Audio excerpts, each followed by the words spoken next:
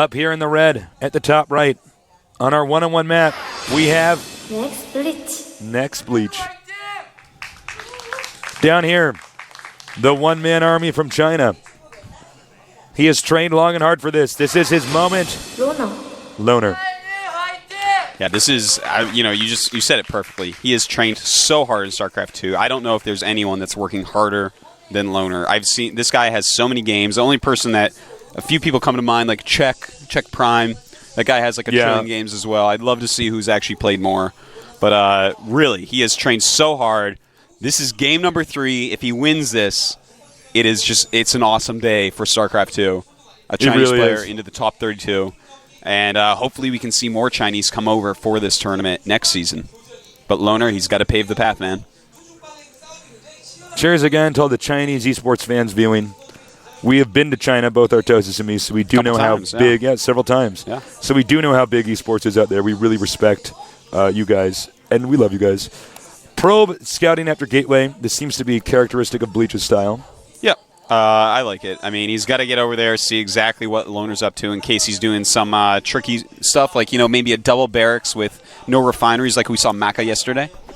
No, Loner's going to actually check right outside of his base. He does spot the probe.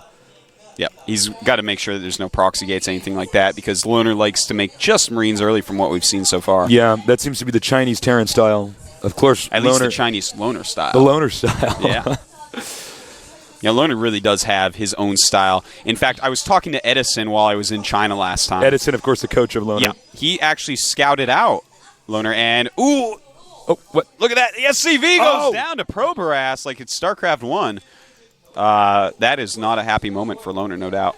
But as I was saying, Edison actually scouted out Loner because he was so aggressive. In a time where all the Chinese players were playing more economical builds, Loner was practicing nothing but aggression all over the ladder. And Edison scouted him out and said, you know what? We can work with this. This guy's style is really cool. It's really unique. And let's see what we can do with it. We have a hidden probe over here. This is interesting. I don't know if that flying mule saw it. But he might try to hide a pylon and do a warp gate rush, rather. Yeah. That stuff is pretty risky. But if you get it off, it's nigh unstoppable. Now we do have the Marine going back here, feigning pressure, although I don't believe the Protoss actually saw that. Yeah, it's nice to just send out into the middle anyways in case there's a probe there. You might catch a pylon. Who knows? Yeah. And obviously there's not going to be a Zealot there because he's scouting the Protoss base. So pretty safe to do as well. Double barracks. Strategy spotted here. Yeah, and he's also upgrading Stim right now. So that's pretty interesting, getting Stim first. We may be seeing just, some 2 barracks pressure, maybe some sort of Zadok build-esque type of thing. Just Marine Marauder, try to push him early, maybe expand behind it, maybe transition into something else. One thing to note about this map is this ramp here. It's pretty small. And if you can contain your opponent by putting your army out in this region, on either side, Terran can do it as well, then you could force up your expansion, meanwhile forcing the other guy to tech, which is, of course, the only logical thing you can do. And that can really lead to a win. So we do see a lot of players not do any type of fast expanding stuff, at least in Terran versus Protoss. Instead, they focus heavily on cranking out a lot of units right away. Now he's starting to go over and pressure a little bit. This is actually a very old-school build right here. It's kind of like a Zadok build where you actually pressure with a couple Marines, a couple Marauders. This is actually something I saw MYM Cloud do quite a bit early in the beta. I don't know if you guys did not have game sound earlier, but I just all of a sudden had a game sound cranked up in my headphones, so we apologize if we did not have game sound earlier. And in the meantime, a factory being made. So this is actually an interesting little push that we're going to see. Stim almost done. Looks like he is waiting for that, making a starport at the same time, and a Hellion. Maybe some sort of point defense drone type of rush. Those are always quite nice. Scans, sees the robo. Loner's scan timing is actually quite good. Yeah. He scans right when the tech is up. Now when you spot the robotics facility, I wouldn't say you breathe a sigh of relief, but at least you know what's coming. You know it's not going to be a Void Ray rush. You know it's not going to be a 4-gate timing attack. Yeah, absolutely. And with this Observer coming out, which I really like from Bleach, we haven't been seeing that too much recently. he's going to be able to scout out exactly what Loner's doing. And Loner with his very unique style. Oh, gotta take down the Hellion. No, never mind. Those things are pretty fast. They are really fast. But you know, Loner has a very unique style. So to scout it with the Observer so early, it's really going to help him out. He's going to have a much better idea of what's going on. One thing that Korean players have definitely suffered against is they tend to only play against other Koreans, which means they are not used to playing against other play styles. So that can really throw them off. But to be fair, the amount of games that Loner has on this server, he has actually thousands. Yes, that's true. He's probably played Bleach before. That's actually probably very true. Yeah. This is pretty heavy one basing for the time being. Command Center making actually roughly at the same time the Nexus was started. It's interesting. He's doing the same build that we saw him do in Game 1, just adding a little bit of Marauderage in there. Marauderage? Marauderage. Marauderage. Yeah. New word here. Yeah. And getting just some Banshees as well. You know, Banshee is actually a great unit to complement Marine Marauder. And interestingly enough, he's not going to... I don't know if he's going to swap the reactor with the starport, but we do see a lot of players actually go ahead and just pump out a ton of Vikings to overwhelm the Colossuses. Yeah, the Colossuses are so deadly against Terran, and really against any race. You have to have a big game plan to deal with them. And look at this. Nice. Oh. Targeting the Sentry, and that Sentry has a lot of energy. This is actually a great kill for him, but I think he's going to lose this Banshee. A lot of Stalkers come down. Banshee does go down, but... That was a really nice Guardian Shield there to keep that Sentry alive just a little bit longer. And really, I mean, that was almost a good trade because he got that was the really early Sentry, so it had all that energy built up. And they cost the same amount of gas, of course, a little bit more minerals on the Banshee. But I kind of liked that trade a little bit. And he almost got away as well, so it's a good move. Interesting game so far. He will do the starport swap. So it looks like he's going to pump out Vikings. Marauder Viking coming. Now, we saw a really cool tech switch the other day, yesterday rather, by, let me think who it was, maybe Inca, who switched into Immortal against, after he lost his Colossi to a lot of Vikings, he switched into Immortal base play against the heavy Marauder Viking composition. And that's actually a great switch. Now, will we see something like that this game? Uh-oh. You know, one thing about Stalkers, they're actually faster than... oh, my God. What? Gets out of there. I was actually ready to already analyze what happened when the Banshee was killed, but it actually managed to survive that. One thing about Stalkers is they can actually walk faster than Banshees and Vikings. Yeah. So you can actually just catch up. Stalker is actually a very fast unit. Yeah, it's quite quick. Oh, wait! It does get picked off. Nice little run around there by Bleach. Hunter Stalker there. Now, I do like getting the Medivacs first. It's going to let them build up energy and end up healing more.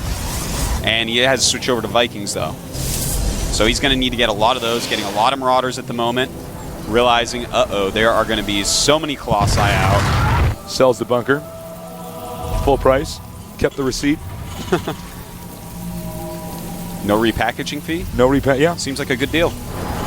Store credit. Buy anything else in the Terran base. Now,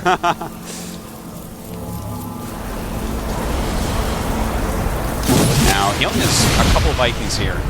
I like the fact he's moving out. He doesn't want to be caught in his choke against the long-ranged Colossi. So it's smart of him to actually move out, be in the middle of the map where he can engage a lot better. Oh, nice. He's going to try to get this, but he's got to be very careful. Nice kiting there. Oh, I like this. He's trying to bait the Colossuses over here. The Vikings actually have insane range. But, of course, there's an observer here. So as you can see, the Protoss can actually see everything. Yeah. He knows exactly what's going on. This is really aggressive play here. I don't know if Loner should be doing this, though. Oh, whoa.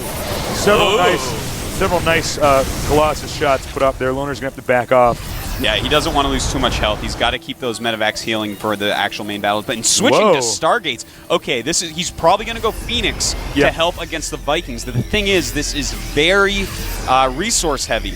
It's extremely hard to go both Colossi and Phoenixes at the same time. In fact, he may stop Colossus production to make this work out because he's got to keep ground units as well. You only actually need 4 or 5 Colossi against Marine Marauder, just as long as you keep him alive with something like the Phoenix. Protoss is moving out.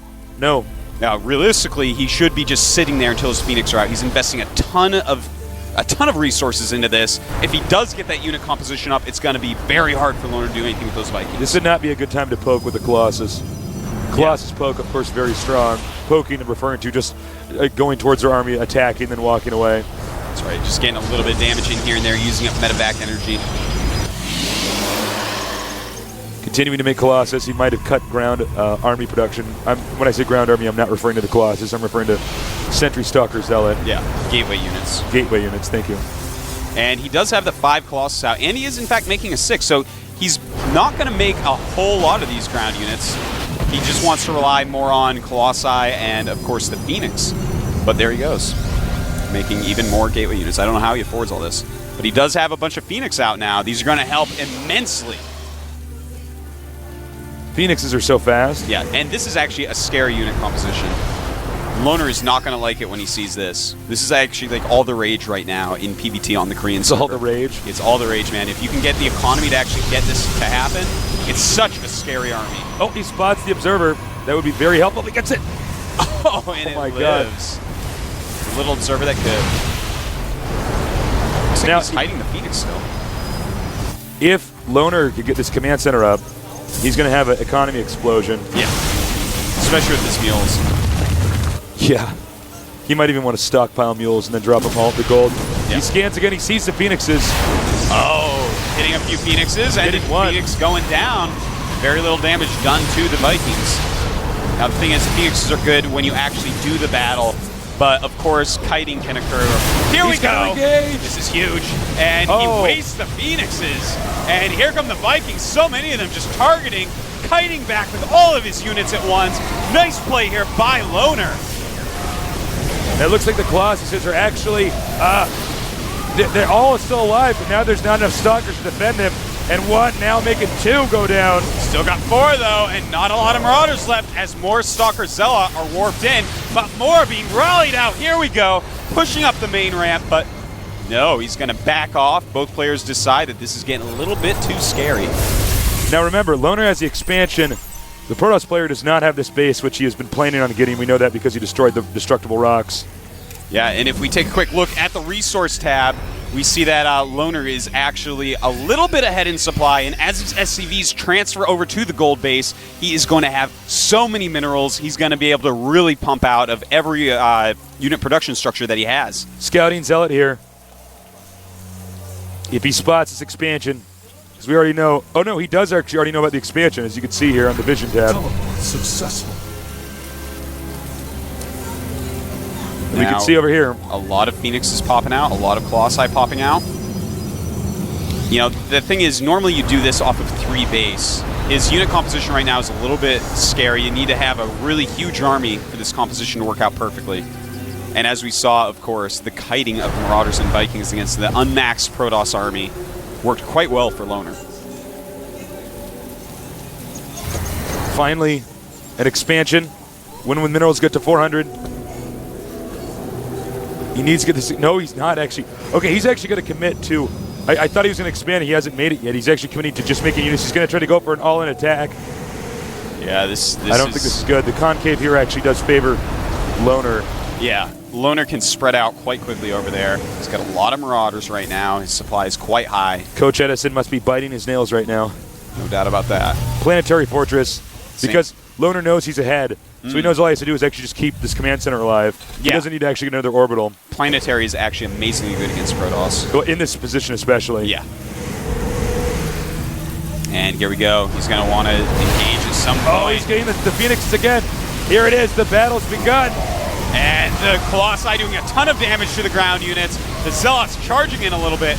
But the Vikings, these are going to be the heroes of the day. There's not enough Stalkers left because of all the Marauders. There's and the nothing Vikings are going to clean up here. He's warping in more Stalkers, but he is so far behind at this point. It looks like Loner is going to be able to take this game. Loner does it. A win for China here. GG! Loner moves on to the round of 32. Damn, he is good. Happy guy right there, man. Guy. Look at that smile. Wow. Wow. This is actually... That was awesome. This is awesome. Chinese fans have to be so happy. Bleach, not happy with himself whatsoever. He was very all in trying to go for such an expensive unit composition. They always had less supply. Loner had really good positioning. Yeah. What you going to do, man? I don't know, but I think Loner has a lot of potential here. He's sort of a dark horse in this tournament. He can get deep. Every single win is going to bring up his confidence. He's going to feel less and less nervous the further he gets. Look at that. He is actually so happy. He is giddy. I actually feel so happy for him right now. We're going to have to go. Oh, that's right. We're going to do an interview with him. What am I saying? Coach Edison will be, I believe, doing the he's going to translate for Coach me. Edison does speak some English. Very friendly guy. Loner, really, really impressive play. Far superior to Bleach. I mean, the one game Bleach actually won, it was like a 4-gate all-in. Yeah, I mean... I got a hiccup there, excuse me. Loner was really nervous in that game. He really calmed down, and he came out on top, man. Yeah. It was a great match. I'm really happy for Loner. I'm really happy for the Chinese fans. They've had 2 players come over here. One made it in, and he goes on to the round of 32. That's actually a huge deal. That's big. Yeah. So watch out for this guy at BlizzCon, man. We hope all the Chinese fans who've tuned in, please don't leave. We have lots of more awesome games here. You guys are welcome to sign up on GOMTV.net. You guys are welcome. Yeah. It's our home. You're welcome in our home. So for all the Chinese fans who've tuned in, Shishia, we really appreciate you guys joining us. And congratulations to Loner. Clearly, the training has paid off. Round of 32 is going to be tough, though. Yeah, it gets harder and harder. Yeah. We're going to cut out. We're going to have an interview with Loner. Don't go anywhere. This is Tasis on Artosis. We'll be back in a minute.